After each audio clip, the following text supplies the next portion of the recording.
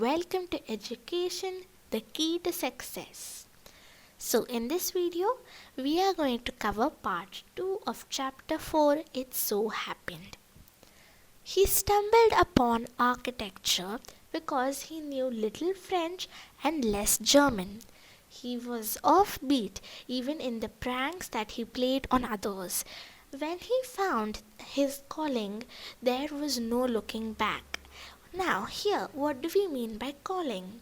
It is work or vocation of his choice. And what do we mean by vocation? An occupation or a business, okay, like work. So, Bella Raja, how did you get into the field of architecture? In HC, in the college for architecture, nobody who had got below 80 to 85% was allowed to enter. I had only 50%. I wanted to join the army. I had got my admission letter, but my aunt tore it up. Then I decided that I wanted to join the police force. My mother said, "Don't join the police force. Just do your graduation." So I went to Jai Hind College in Bombay. There I was either to take French or German. Though I had studied French for 7 years, I did not know 7 words of French, so I took German. Then my German teacher died. The college told me that I could change the college or take French. Now, who would give me permission in another college? I had got admission to Jai Hind by influence. So I thought, okay, I'll take French. And I started learning French again. I learned it from my cousin. She was an architect's wife. I was going to an architect's office to learn French. So, what do we mean by this? It is quite straightforward. So, no one in the college for architecture was allowed to enter if they had gotten below 80 to 85%. Okay, he had only 50% marks, so of course he could not enter. Then he wanted to join army, but his aunt tore the admission letter up. Now, why his aunt tore it up is not mentioned clearly, but it might be that she had the fear of him going, and some fear was there, or she just didn't want him to go. Then his mother said, then he decided to join the police force. His mother told him not to join the police force and just to do graduation. So he went to Jai Hind College in Bombay. Now, how did he get admission there is by influence. And what is meant by he got admission by influence is that, because like some important person, he will tell the principal of the college or the in charge of the college that he wants, like he can take part, he's a good student and everything like that. And this usually happens if you have not got good marks or you're not allowed in the college, so they can have by influence. That is what we have studied here. Okay, so now what happened is he took German. Why did he take German? Is because he had only two options, French or German. And French he was not able to take, because even if he had studied French for 7 years, he did not know 7 words of French also. So he took German. Then his German teacher died. The college told him that he could change the college or take French. Okay, so who would give him admission in another college, because he had, or like in this college also he had got admission only by influence. So he thought, okay, he will take French. Now, to learn French, he started learning it from his cousin. She was an architect's wife. He was going to an architect's office to learn French. What was it then that you decided you wanted to do architecture? Actually, it all happened quite by chance. In the architect's office, I saw somebody drawing a window detail. A window detail is a very advanced drawing. I told him that his drawing was wrong and that the window he had drawn would not open. Then he had a bet with me, and later he found that indeed his drawing was wrong. My cousin's husband was surprised. He asked me to draw a few specific things, which I immediately did. He asked me to design a house, and I designed a house. After that, he told me to drop everything and join architecture. We went to meet the principal of the college. The principal warned me, I will not allow you to take part in the entrance exams. I will allow you to take part in the entrance exams, but if you do not do well, I will not allow you to join. I got an A plus in the entrance exam, and from that day it was a cakewalk. I had never made a plan, but I knew how something looked like from the top. Now here, cakewalk means something very easy. Like from that day, it was very easy for him. It was a smooth ride for him. Okay. Then I had never known what a section was. But I knew if you cut a plan, what it would look like. So here, cutting a plan means it is a vertical projection of an object. Okay. So if you take earth for example, if you spread it out, you must have seen some diagrams which are not only circle but they have a bit of a different shape. So it's something like that. I stood first. I stood first class first throughout. After that, I believed that all this understanding came from what I used to play and do during school. I had a friend called Behram Divecha. We used to have competitions between us for designing forts, guns, and ammunition. Each of us would design something in an effort to be different. Now, here, it means that he got an A plus in his entrance exam, and from that day it was very easy for him. He had never made a plan, but he knew how it looked like.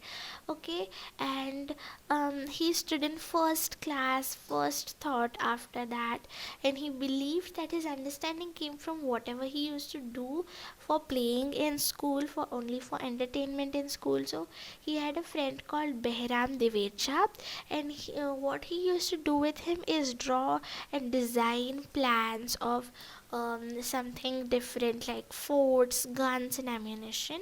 So, what is ammunition here is a supply or quantity of bullets and shells. Okay.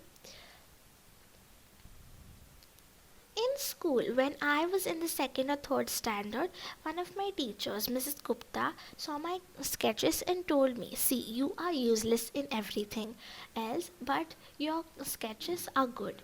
When you grow up, you become an architect. I did not know at that time, but she was right. Later, after I became an architect, I went back to meet her and tell her, why do you think you did not like studies? Was it because you felt you could not cope?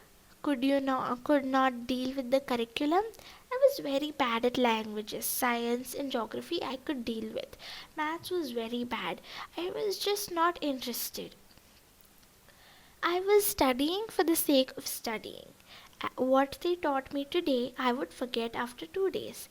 I would not bother because there was no application of mind there to begin with.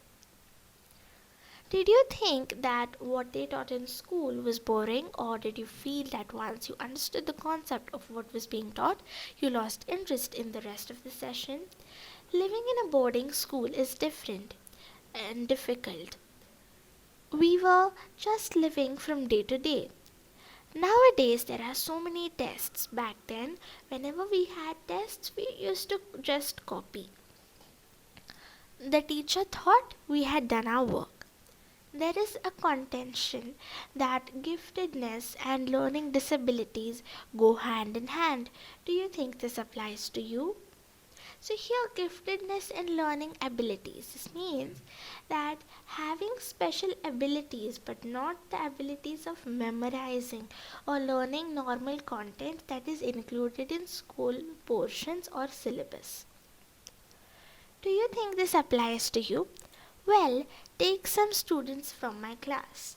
Those who always stood first or second are today doing very ordinary jobs.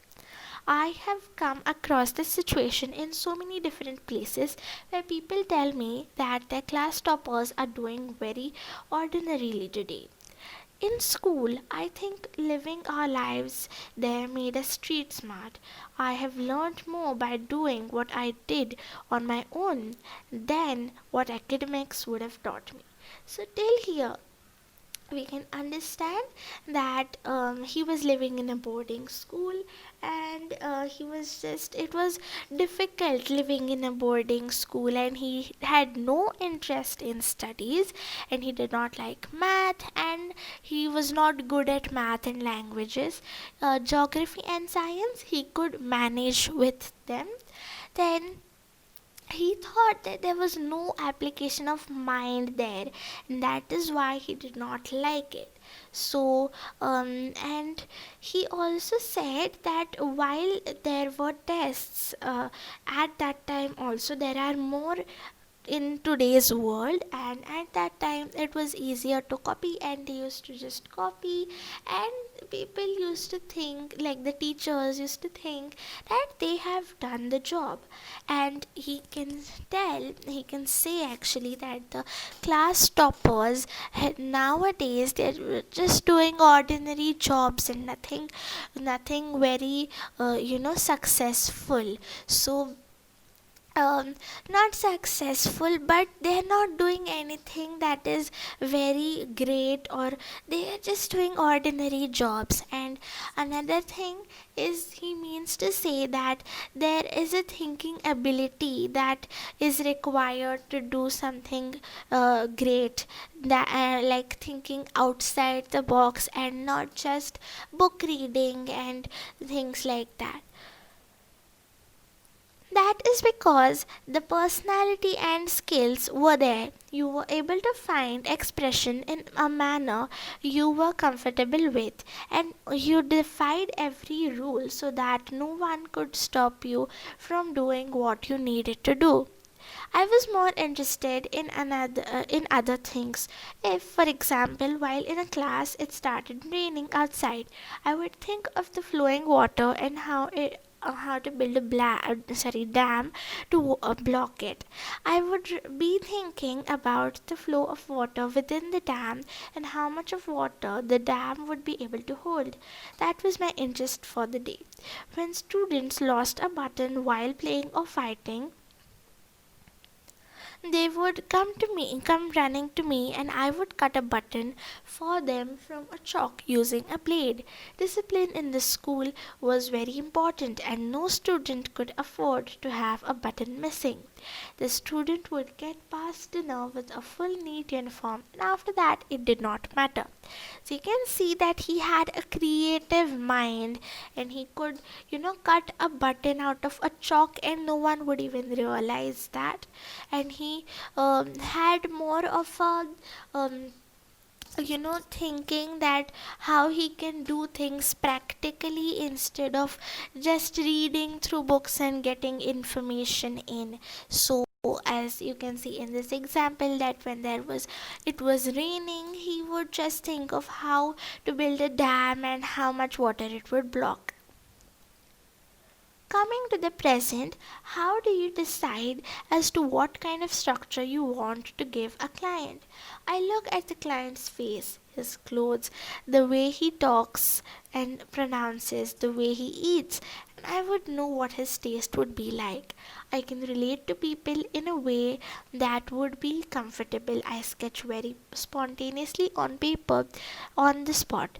that paper I give to my people in the office. This is a very important part of the chapter as to how he how he guesses what his clients want. Okay, so as you can see, he can do it very easily and he has lots of experience in doing it. You do it instinctively. Call it instinct, call it arithmetic, whatever. Now it comes to me like maths. Putting design, construction, psychology, and sociology together and making a sketch from all that is mathematics.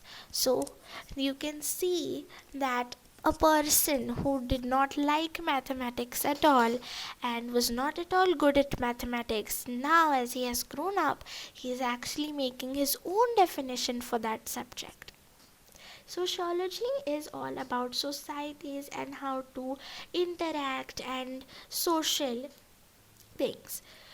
Here we almost come to a full circle where Mr. Contractor has derived his own interpretation of mathematics, taking it from a subject he hated to a subject he now loves dealing with.